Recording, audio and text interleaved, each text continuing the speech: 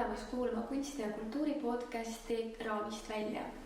Meie esimese saate külaliseks on illustraator ja kunstnik Vilme Aavik-Adi. Tere tulemast! Tere! Sa oled illustraator ja sa oled kunstnik. Ja tegelikult sa oled ju ka kirjutanud. Jah, ma olen pigem illustraator ikkagi sellepärast, et ma ise mõtlen seda, et mul on üks väga hea omadus, et ma kunsti teha ei oskaks kindlasti, nii nagu tehakse ümberringi, aga ma oskan seda ilmu näha. Okay. Ma vaimustun sellest, eks ju. Aga illustreerimine on mul natuke omamoodi. Et kui nüüd vaadata neid raamatuid, võtame lasteraamatuid, mis on mulle kõige südamelähedasemad, sest täiskasvanute raamatuid ju enam ei illustreerita, eks ju.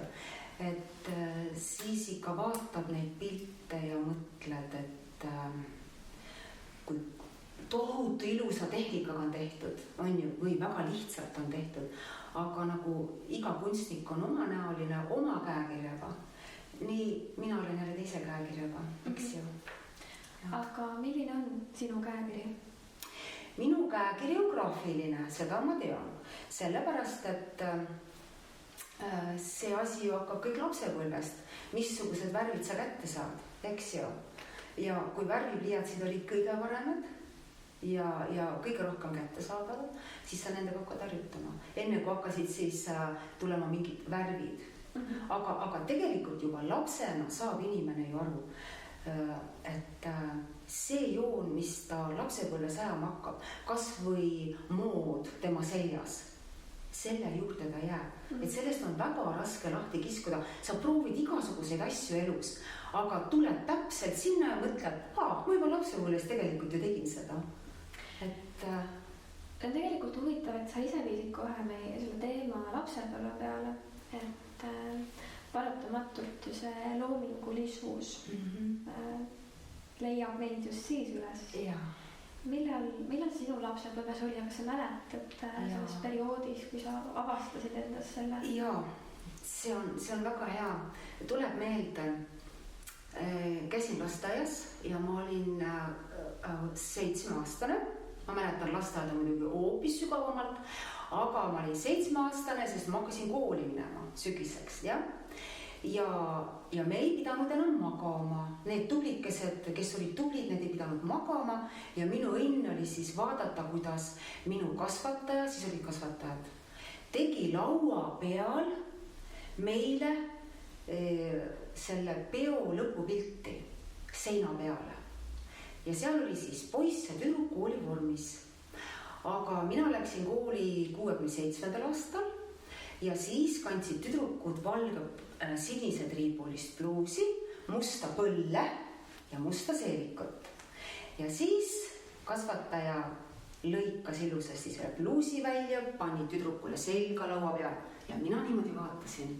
Ma mäletan, see laud oli kõrge ja vaatasin ja ainult jälgisin.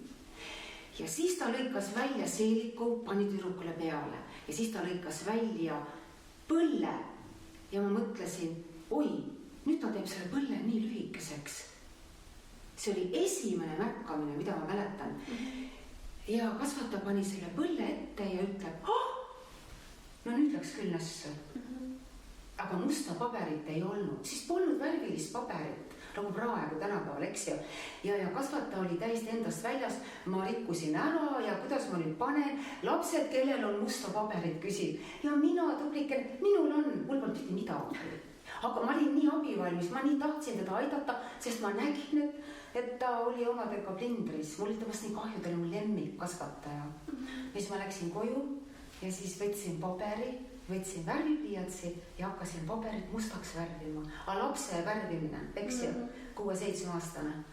Ja siis läksin selle nüripliiatsiga ema juurde kööki, ütlesin, et terita ära. Ema teritas ära, ma läksin, värvisin edasi, läksin uuesti terita ära. Ema hakkas nagu huvi tundma, et mis asja sa seal teed? Ta oli harinud, et ma joonistan. Ja siis ma rääkisin talle sellest. Ja siis ema ütles, et heldus küll, et jäta see, et niimoodi ikka ei saa. Ja rääkis seda järgmine päev siis kasvatajale, et teab, Vilme nii tahtis sind aidata, aga ei tulnud välja. aga ma ei mäleta, kuidas see lõppes, aga see pilt on mul fotona albumis olemas, et mul on see kogu aeg meeles. Kuidas ma avastasin endas selle, et ma nägin õiget proportsiooni selles ja, aga ma ei julgenud täiskasvanud pidurdada. Et oi, kuule sa lühikad nii lühikeseks. On tore. Ja millal sa hakkasid siis rohkem kunstiga tegema? Kas sa käid ikka kuskil kunstikoolis? Tead, ma käisin küll, aga siis ei olnud kunstikoole. Ma elasin ju Paides. Ja see oli küllaltki koolipõhine, seal olid ringid. Aga ja ma osalesin kogu aeg kunstiringi töös. Ja õpetaja Võrk oli siis väga tugev pedagoog, väga vahva. Osalesin võistlustel täiesti ja seal ma mäletan ka seda, et ma sain, kui ma olin 7. klassis, siis ma sain vabariiklikule joonistusvõistlusele. Uskumatu. Ja see oli, ma ei tea, mis vanuse klassil, aga ma nagu võitsin selle siis ära. Ja siis ma läksin sinna, aga päev enne minekut ma nägin ajalehest mingi karikaturisti uut joont. Ja see mulle nii meeletult meeldis, ma hakkasin võistlustel seda joont taga ajama. Eks ju, ja oma arust jube kihvt oli. Ja siis, kui oli läbi see joonistamine, õpetajad lasti ligi ja siis õpetaja Võrk tuli ja vaatas ja ütles, ahah, ja ma nägin ta näost mitte vaimustus, siis ma sain aru, et asi on essus. Tähendab, säilita oma joont, see on kõige kindlam. Need elu on õpetanud iga kandi pealt, see on huvitav. Aga mis hetkel sa tabasid ära, et illustreerimine on just sinu teema? Ja kuidas sa üldse selleni jõudsid? Jaa, jälle lasteaed. Ma olin ju täitsa selline, et ma õppisin lugema väga ruttu. Ema isegi ei mäleta millal. Ja raamatud mind huvitasid. Ja siis ma olin lasteaias. Ma juba oskasin trükitähtedega kirjutada, eks ole. Ja siis ma tegin enda ise raamatuid. Piikuleht pooleks ja siis veel pooleks ja siis niidiga kinni ja siis nagu ikka, eks ole. Ja siis ma kirjutasin ja ma mäletan oma esimest raamatut. Need olid lastekodu lastest. Taevas hoidku, kust laps teab lastekodust, ma ei tea, aga need olid lastekodu lastest. Võib-olla 3 pisikest lehekülge, ma ei tea, aga ma hirmsasti joonistasin sinna. Ja tegelikult mul on kogu aeg meeldinud, et nii tore oleks joonistada lastele ja lastele kirjutada ja näe, ongi läinud niimoodi. Nii et see soov, inimesed soovi ja julge, et kõik läheb täide. Jaa. Sa mainisid ära, et on 2 hästi huvitavat asja, millega ma nagu tahan, mille kohta ma tahan veel teada saada. Ja. Esimesena ongi siis see, et kuidas see illustraatoriks hakkamine üldse, kui välja nägi? Jah, see on niivõrd huvitav, sellepärast, et ma ei ole lõpetanud ju kunstikooli, eks ju. Aga see joonistamine oli niivõrd huvitav mu jaoks, et ma tabasin ennast mitmel suvel täiesti otsimas enda käekirja, sest mind täiesti ärritas juba see, et ma ei leia seda joont. Ja kuidas ma siis otsisin nendelt ilusat joont, mis mulle meeldisid. Edgar Valter, mu jäägitu lemmik. Astrid Lindgren, mul jäägitu kirjanik lemmik lapsepõlvest, eks ju. Täiesti. Ja need Ilon Viklandi pildid ja kõik võrratu. Ja minu esimene aabits, Silvia Väljar vist oli autor. Kui ilusad pildid. Ja siis ma värvisin neid vaikselt värvisin ja ma mäletan, kuidas pinginaaber hetkel ütleb. Õpetaja, Vilvel on selle poisi all hoopis teist värvi kui minul. Miks nad aabitsad on erinevad? Ma ei mäletan seda. Ja siis õpetaja sai nagu aru, et Vilvel on värvinud seda. Et mul juba siis meeldis neid pilte värvida, tuunida neid just nii, nagu tegelikult peaks olema. Eks ju, võib-olla läbi lapse silmude, eks ju. Aga mitu värvi tohtis üldse olla ju raamatus. Ei tohti nüüd ju väga kirju ka olla, sellel ajal.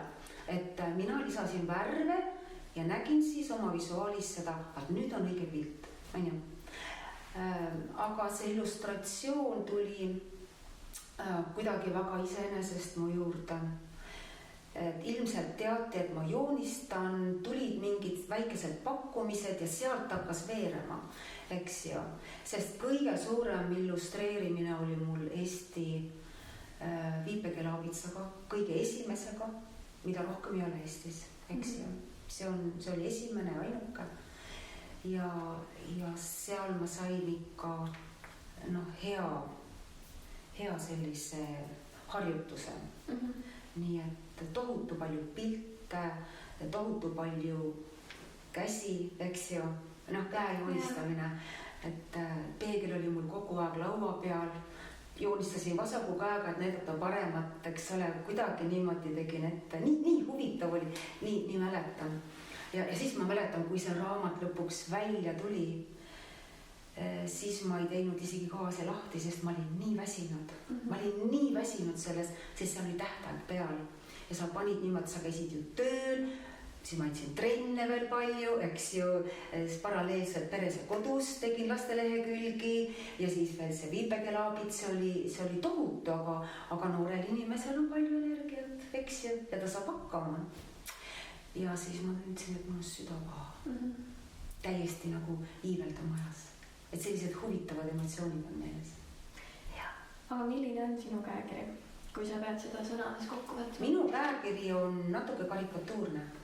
Sellepärast, et ma olen proovinud küll selliseid ilusaid pilte, aga seal on ikkagi lõbus joon, sest et järsku tunnen, et ma ei saa hakkama, ei ole täna see päev, mida kaua ma raiskan oma aega siin laua taga on ju.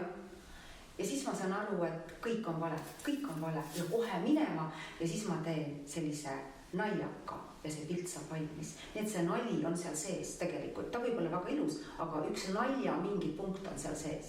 Nii et ikkagi mingi karikatuur on seal. Aga kus sa seda inspiratsiooni leiad? Mis sulle seda annab ja kus sa seda leiad? Elu.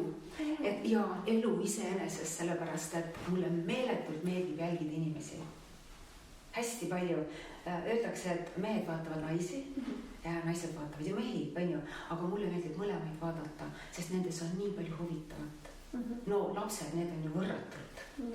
Lapsed, siis hakkavad juba need noorukid tulema ledipükstega ja eks ju, kogu see riietav mood ja siis ma mäletan, kui ma tegin tööviikutele, nii inglise keele kui eesti keele tööviikutele, tegin pilte, siis ma nii kaihvisin seda, sest ma sain neid ledipükse ja igasuguseid muid asju.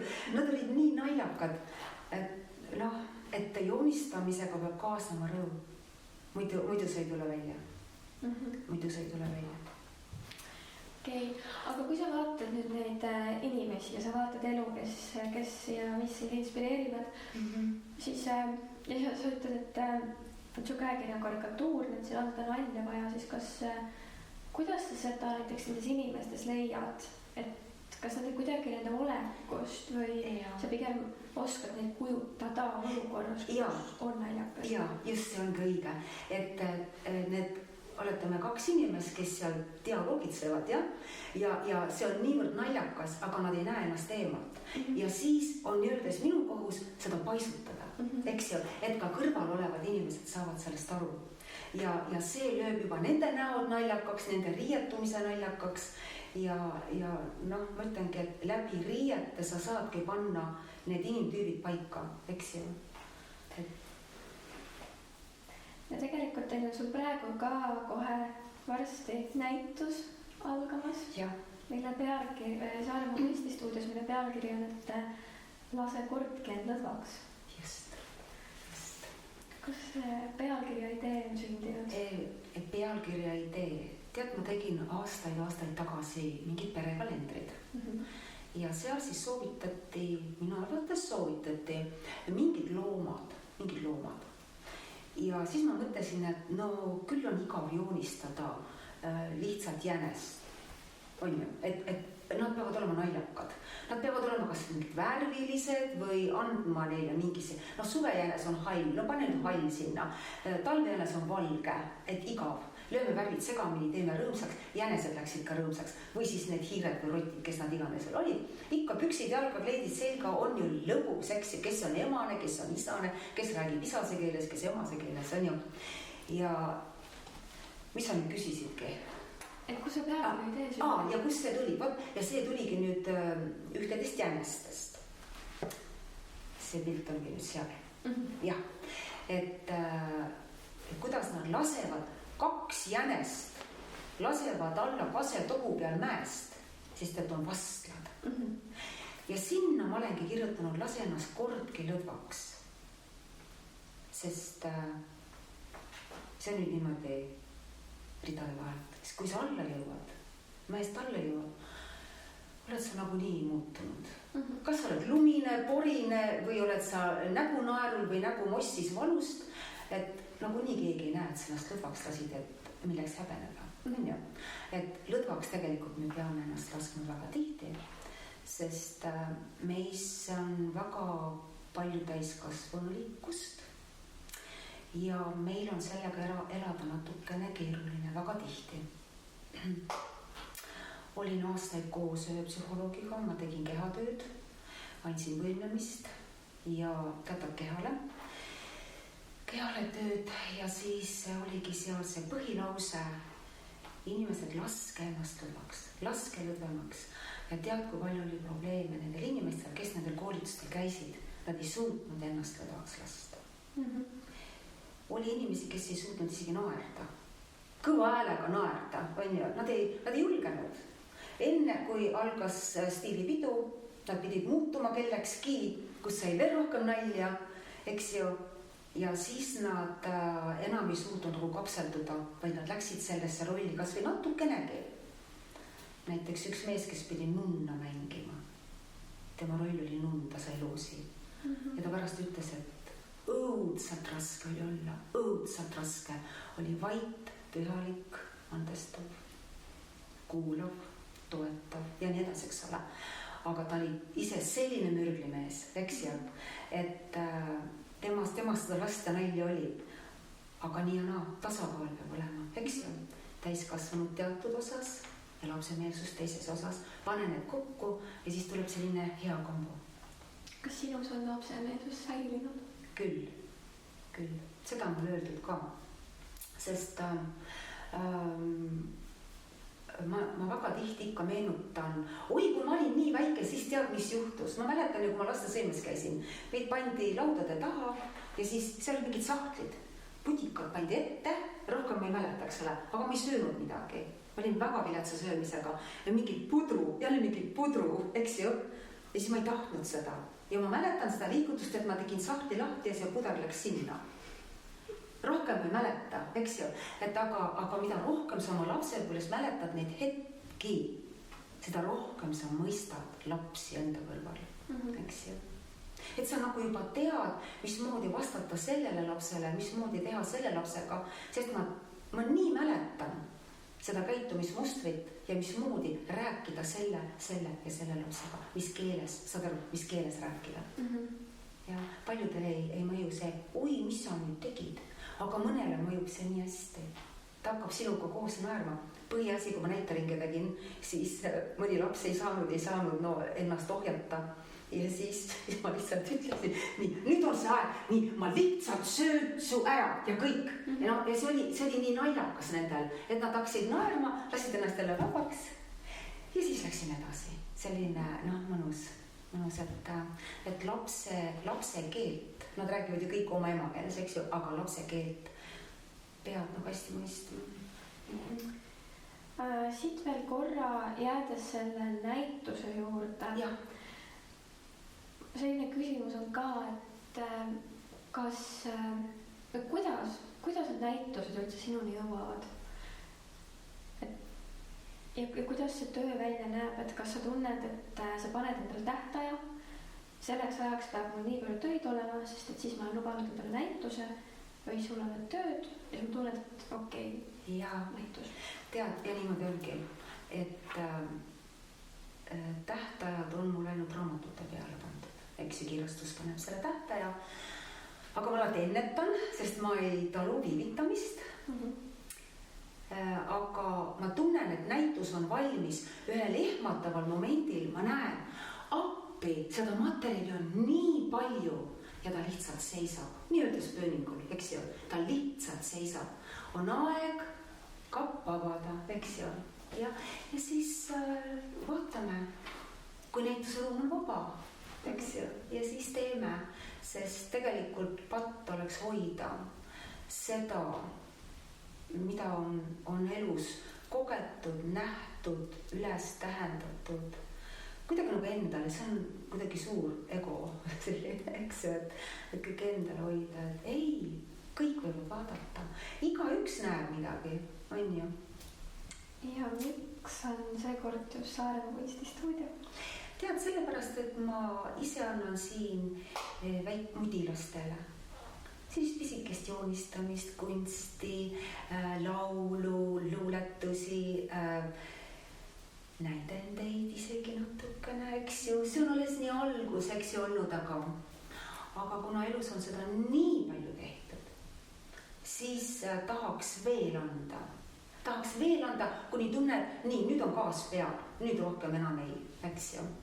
Aga ma ei tea, millal see tuleb, millal see gaas tuleb peale, sest nii tore on olnud ka laste üritusi läbi viia ja näed ikkagi see laste teema, eks ole. Et sellepärast, kui inimesel seda lapsemeelsust ei ole, siis on väga raske laste üritust läbi viia. Ja. Aga kuna sa oled ka kirjanik, noh, nii või naa, jah. Sinu fookus on ka ikka läinud sellele laste keelele ja laste maailmale. Ja, on. Kuidas see on hoo sisse saanud? See on üks imelik hoog. Ma leidsin alles hiljuti oma paberihunnikust, mis on väga korralikult pandud, aga ei näe, leidsin sealt ülesse. Ma jään vastuse võlgu, see võis olla 81 aasta või oli 82, kus Nooruse ajakiri kuulutas välja jutuvõistluse. Ja ei, see oli isegi varem veel. Ja ma kirjutasin sinna, tahtsin osaleda. Ja neid jutukesi ja igast asju on palju ka varem tehtud, eks ju. Aga ma võtsin osa ja ma sain seal esimese koha. Ja mõelda vaid, teema oli lasteaed. Ja kui ma seda lugesin, siis ma mõtlesin, hoppikene, ja see on lasteaed. Et ma ei näinud seda ette, eks ju. Aga ikkagi seal peavad olema lapsed, kes teevad nalja oma rääkimisega, oma valesti rääkimisega, eks ju, kes teevad nalja üldse oma käitumisega ja ajavad segadusse ka täiskasvanud, eks ju, ja sellest tuleb selline hea päevõit, on ju. Aga hiljem, kui ma juba läksin ise lasteaeda tööle, noh, see oli juba kõikide algus. Sest kui sa iga päev toimetad sellises energiapesas, kui sa sealt energiat võtta ei oska, siis sa küpsed täiesti läbi, eks ju. Aga kui sa selle energia palli sealt kätte saad, siis ainult kirjuta ülesse. Lapse naljandeid. Ma olen nii palju üles kirjutanud. Et ma ei saa neid lihtsalt sealt poolt välja, et see on lubamatu. Ma olen enda poegade naljad kõik üles kirjutanud. Neid on peres ja kodus avaldatud ja nad on nii armsad, et neid ei saa mitte ju lasta tulde. Aga kui sa kirjutad raamatut, lasteraamatut, siis kas sa mõtled ka kuidagi südames, et kellele sa seda kirjutad? Kas sa mõtled, ma kirjutan seda lastele, kas sa kuidagi tunnetad, et samas sa lood näiteks oma enda lastele midagi? Huvitav on küll jah see, et tegelikult ma mõtlen praegu, et ma kirjutan ikkagi puht naudinguga. Aga kellele? Tegelikult ikkagi ma kirjutan selle kõik nagu enda lastele ja lastele, mis jääb minust. Et mingisugune jälg jääb minust. Ja muideks see on täitsa õige. Et ikkagi, see Vaari oma kirjutus nüüd, aga seal on ajalugu taga, eks ju. Nagu mina lugesin seda Nooruse jutuvõistlust, mõtlesin, hoppikene, mis siis oli lubatud veel, eks ju. Mida tänapäeval iiale lubata, eks ju. Et see on ajalugu seal taga. Ja kõik need pildid, mida ma matkin, need samad kottpüksid, eks ole, see on ajalugu, see on mood. Mismoodi siis, eks ole, oli. Kunagi ema käest küsisin, et missugune mood oli 40ndate lõpul ja 50ndate algusel. Ja ma ütlesin, et polnud õiget mood. Ja mõtlesin, et ei, oli ikka mingi mood. Ja siis olid ka need kotipoisid, kes olid kotipoisid. Paljud ju riideid, mingid onude, isade vanad püksid löttus maas, eks ju, lohisesid järgi, mingid vanad pintsakud, et see on ju ka üks mood, eks ju, midagi pole teha ja need jäävadki tegelikult, aga samas ma olen kirjutanud ühe raamatu ka puhtalt oma ühe laste ja lastest ja see on nii armas, sest et see on mul ka näitusel, selle nimi on Pillerpallid ja siis sinna raamatusse ma olen pannud ka hästi palju fotosid, mis tõestavad seda lugu, panen sinna vahele. Et need on sellised hästi armsad momendid. Et need omakorda, kui ma seda raamatu lahti löön, siis mulle meenuvad kõik need lapsed, eks ju, need on nii armsad. Aga mis on sinu kui kirjaniku käekiri? Kui me kunstiteekuna oleme aruga saanud illustraatorina, siis ikka see lõbus pool. Ikka ei tule jutt välja, kui mina hakkan tõsist jutt ajama. See ei ole minulik, ma ei oska. Vot, jääge oma jalatsite juurde. Et ikkagi peab läbi nalja seda tegema. Ühe raamatu, kui Vanakool rääkis. See on minu Paide elus, kui ma väike laps olin, siis mina elasingi väga ajaloolises kohas, kus Paide esimene tütarlaste gümnaasium 1910 avati ja see ongi praegune riigigümnaasium Paides. See ennistati sinna vanasse punasesse koolimajja. Ja seal ma olen nüüd käinud ja see tegi südame soojaks, see oli nii ilus. Ma käisin sellest raamatust rääkimas just noortele. Ja seal ma ka meenutan hästi palju oma mänge just 60ndate lõpp 70ndad, eks ju, kuidas siis lapsed ainult õues elasid ja mis polnud ju telefone, nagu tänapäeval lähen ukse taha ja helistan, kuule õue saab tulla, eks ju, selle asemel, et anda kella tuppa minna.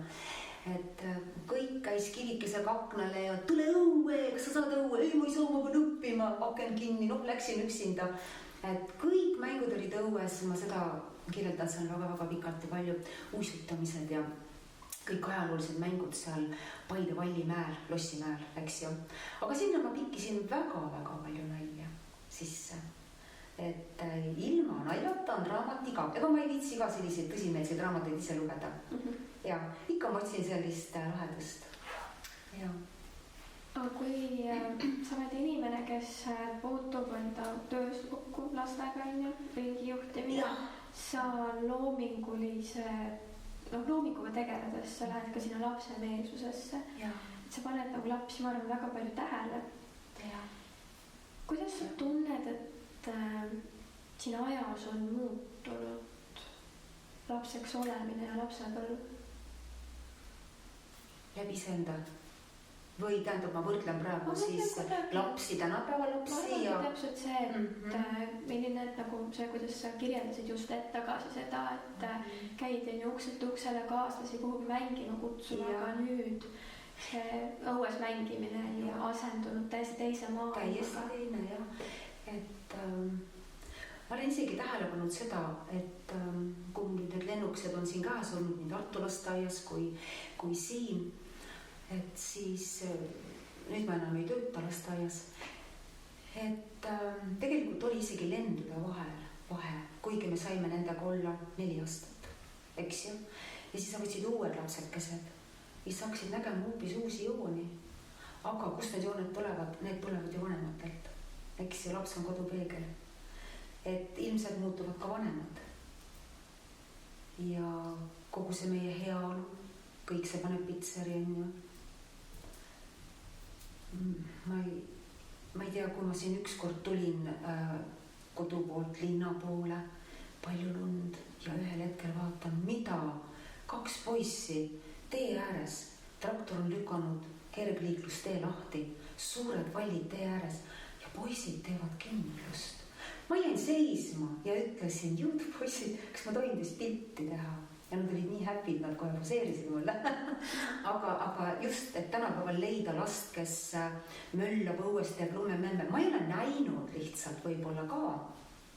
Kindlasti neid on kohe. Praegu hakkab tulema küll näitus, sinu illustratsioonide kunstnäitus, aga kas sul on ka midagi loomingulist juba uut laual, millega sa tegeled? Tead, see on lausa kirjastuses. See on kirjastuses, materjali sai hästi palju. Sinna ma korjasin kokku muidugi teema lasteaed, eks ju, aga seal on kõik kogu inimlikkus. Kadedused, igast trillalaad, kogu inimloomus läbi lapse, eks ju. Seal on väga palju luuletusi, seal on laule.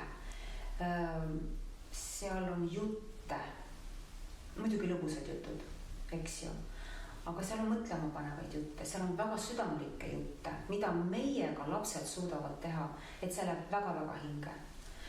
Ja see on niimoodi laual, et nüüd ma teen lisapilte veel sinna ja tervet seda mahtu me ei mahuta nüüd ühte, me teeme vihikute-laadsed esialgu ja laulud tulevad eraldi ja need lähevad nüüd mujale kirastusse. Nii et see on praegu töös. Nii et midagi kas loomingulist ikka küpseb. Jah. Aga mul läks ju mingi teema, jah? Mind jälle sealt tuleb, aga nüüd ma täitsa vabandust. Mul läheb nüüd. Jah. Nii. Aga kas sul on kunstnikuna, loomeinimesena ka mingisugune enda manifest või mingi filosoofia, mida sa tahad oma töödesse panna, mis sind, ma ei tea, annab seda hoogu, inspiratsiooni, et üldse loominguga tegeleda? Teade ka. Ega ma ei ole mõelnud sellele, aga kui ma praegu hakkan nüüd kätrama seda mõtet, siis ikkagi see, inimesed jääge headeks, tundke rõõmu, nähke ilu. See on vist kõik. Just, et see, ma läbi laste tahan kogu aeg ütelda inimestele, vaadake, kui toredad me olime lastena. Aga mis siis nüüd on juhtunud? Eks ju, et jääge ikka headeks. Ja tundke nägemisest rõõmu, kus me elame ja tundke teineteisest rõõmu ja nähke ilu. Kui ilu ei oleks, ja kuulake muusikat. Kui muusikat helisid ja ilu ei oleks, siis maailm eksisteeriks. Aga sa ise kuuled muusikat? Jah. Sest me oleme lihtsalt siin nii paljust instrumentidest ümbritsetud. Absoluutselt, ma nii armastan muusikat. Ma viimasel ajal kuulan klassikaraadiot nii meeletult. Et inimene vananeb ja areneb, eks ju. Ja siis tema küpseb. Ja mulle meeldib küpsus, eks ju. Kas mina ka kunagi küpsen, mina ei tea. Aga igas ühes on oma küpsõum sees. Ja mina ostsin endale oma 6-7 aastat tagasi ukuleele. Sest ma nii meeletult tahtsin kuidagi neid laule, eks ju. Sest laulud tulevad mul peast need väikestele lastele. Ma sõidan rattaga väga-väga palju. Igal hommikul tööle ja koju 10 kilomeetrit niimoodi kokku. Ja see laul järsku terve orkester siin kolba all hakkab, eks ju. Ja siis ma tulen rattalt maa ja siis ma niimoodi laulun telefoni sisse. Ja siis ma sõidan koju, kirjutan sõnad ära ja see viis jääb mulle meelde. Aga nüüd on need laulukesed, millest ma just räägin, need on enam-vähem kõik noodistatud. Et need on ikka noodikirjas sees, eks ju. Ja teatud laulud on lastel nii lemmikud, et neid nad laulavad juba ise. Ja nad on niivõrd suure tähendusega. Üks laul on lumest. Ma võin seda laulda, see on hästi lühike. Saja valge lumi, saja kohe hommikuni. Lume sisse peidan enda, otsi üles mind sa. Ja siis algab ruttu peitu, läheme, ruttu peitu, sind me üles otsime. Ja tähendab, lapsed jooksevad peitu ja see on selline paanika. Alguses nad laulavad saja valge lumi, tead need piimakõhud punni sees, kõik laulavad mul siin niimoodi toredasti ja siis algab see ruttu peitu. Ja nad lähevad niimoodi peitu, et nad õpivad peitus ära selle mänguga, eks ole.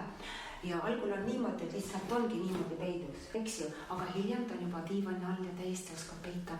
Ja siis oligi niimoodi, et kui me lõpuks tahtsime nagu omavahel midagi rääkida, siis ma laulsin seda laulu ja see tõmbas nagu magnet minu juurde ja siis laulsime saja valge lumi ja ruttu peitu, nad jooksid peitu ja siis meie saime rääkida juttu rahulikult nii kaua, kuni nemad olid peidus lõpuks ennast ära ka peitnud, andsime aega ja siis saime omavahel räägitud ja siis läksime tantsima. Et noh, nii palju selliseid lõbusaid hetki on lastel tore, on meil tore, eks ju, et läbi laulude, läbi viisistatud salmide sa saad kõik asjad tehtud lastega, on ju. Ja nad kuulavad, issand, kuidas nad kuulavad. Mõni selline väike pojään, see tuleb sulle külje alla, vaatab suu sisse ja kuulab, kuidas sa laulad. Muidu ta on kõva mees, ta pulli, on ju, aga siis on ta nagu selline. Ja ta kuulab, suukene on lahti ja siis sa mõtled, appi, kui palju ilu selles lapses võib olla, on ju, et mis on juhtunud, et tal on hetkel niimoodi, nagu on, eks ju. Ja läbi kunsti tuleb välja väga-väga palju, kunst reedab, annab talle need värvid kätte ja kui see kunst tehakse niimoodi ära ja siis tõmmatakse lõhki, sest et keegi ütles, mis sa sodid, ta tõmbab see lõhki ja ta saab vihaseks, mis on ju.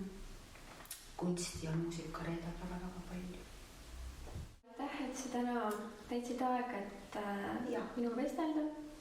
Ja mulle väga meeldiks tänane osa lõpetada selle mõttega, et nagu sa mainisid, et näha seda ilu, näha seda headust, lapselikkust, et see kõike näha, sest et mulle tundub, et me oleme kõigega, mis siin maailmas nagu toimub, jõudnud sinna kohta, kus seda on hästi keeruline teha. Ja ma arvan, et tegelikult kunst on üks viis, kuidas ju me saame kuidagi pakkuda nagu seda vahendust. Ta on nagu mingisugune vahend eskapismiks, on ju. Vahepeal toimub täiesti. Mingi täiesti teine maailm. Aitäh sulle. Rõõm oli, nii tore. Seda on tore kuulda.